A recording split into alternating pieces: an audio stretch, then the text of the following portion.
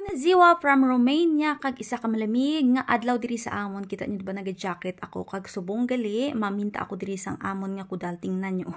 Hindi na maganda yung kulay ba niya at dahil nga may sobra pa kaming pinta, so ako na yung maglalagay ng vupsa. At yan pala yung lupa nilagay ng aking asawa. Kung maalala ninyo, before is meron diyang mga bulaklak ng roses, diba? Ang dami-dami. Kaso nga lang, dahil ginrenovate itong aming bahay, so tinanggal yung mga roses kasi nagbutas sila sa may area na yan para sa aming toilet na gagawin sa loob ng aming bahay. Itong aming bakod, papalitan namin to kapag nakasave na kami ng pera kasi medyo may kamahalan na yung pagpapalit ng bakuran dito. Hindi pa namin afford ba? Kaya for the meantime, nagpintura lang muna ako dito ng kulay puti kasi ito yung pinta na naiwan namin ba nung nag-renovate kami sa aming bahay. So dito ko lang muna nilagay At gusto ko rin na medyo may katangkaran at medyo madikit din yung ipapalit namin na bakuran dito kasi yung mga tao, even me, is mas priority namin yung privacy dito.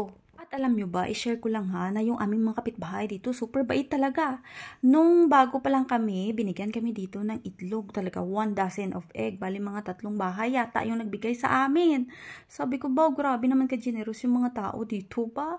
Talagang kumatok sila sa amin at sabi nila kaya na ba, ang ganda naman ng anak mo, di ako nagpa-thank you din I'm very proud kidya. Pagamba nila nga gwapa ang akon nga bata. Tapos kapag lumalabas kami dito ng Yana, palagi nan kami binubugno ng mga kapitbahay namin dito. Tapos hinahalik-halikan nila si Yana.